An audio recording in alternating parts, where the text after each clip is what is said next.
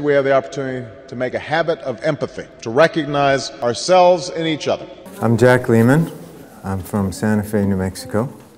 I'm an NVC trainer and a psychotherapist and a horseman and a bunch of other labels that I could use interchangeably with those. I think you asked me what empathy was or something like that, and I said, I see empathy as the ground, the start of everything, even honesty, for example. Because how can I be honest if I don't know what I'm going to say? And that's how I find out what I'm going to say, is when I listen. I listen inside. So I see it as a process of listening first. Yeah.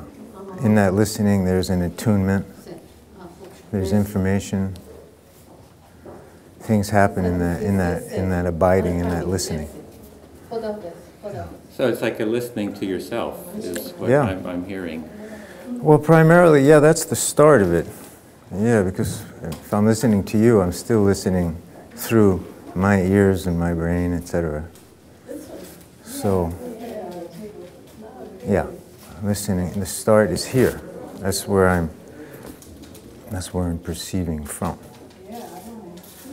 So there was a little bit of, I didn't quite catch that, like there was somebody else. You start with yourself, or? Well, if I'm listening to you, yeah, what does listening to you mean?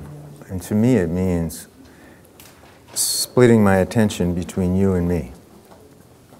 So I might have 90% on you and 10% on me, or it might switch, but there's a percentage of my attention that is there and here. So it's inescapable if I'm present. So you're having like a shared attention. You're kind of dividing your attention between yourself and the other person. Right. Yeah, and to me that's extremely important. Especially the part here where I'm observing what's going on here, where I'm listening to what's going on here. Yeah. Do you have a story of some time when that has happened, kind of recounting the dynamics of a situation where you kind of had a special Well, it's happening right here, Okay. right now. I mean, I'm listening to you, but I'm also aware of what's going on here. And I watch that fluctuation, the percentage, how it changes. I mean, I don't do it, I don't think I do it very consciously, and I don't give numbers to it kind of thing. But since I sit with people a lot, individually, one-on-one, I've noticed that that's what I do. Can you recount what you're experiencing, kind of the flow of how you're... Well, I can recount kind of the opposite, too, you know. It's like, if I get lost, then if I start daydreaming, I'm not even aware of what I'm doing. I'm lost, and I'm identified with some dream or some thinking. So that's obviously, that makes it maybe a little clearer that there's no listening going on. I'm not even here, in a way. So for me, tracking myself is like, I don't know, it's very important, because that's how I seem to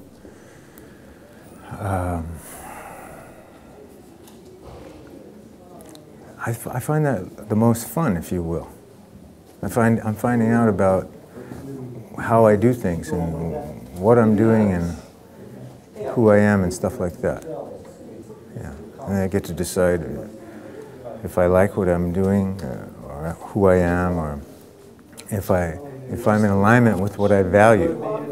So I think I have certain values. I value freedom, I value connection. But do I live according to what I value?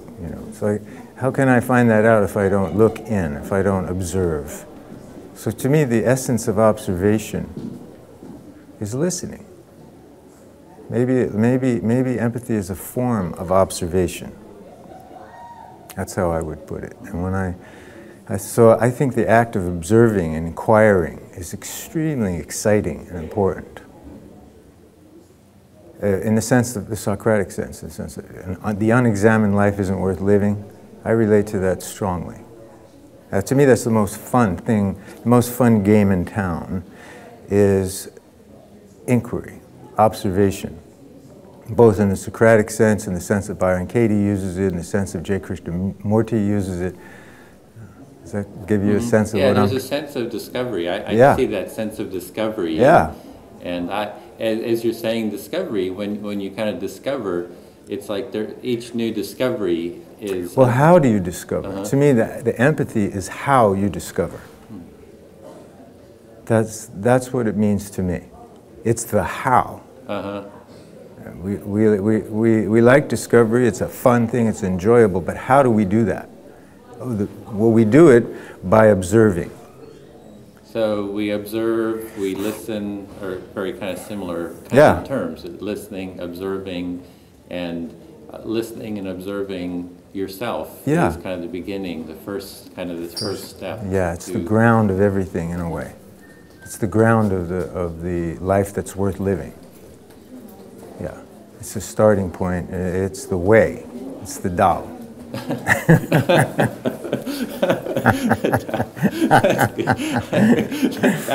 It's everything.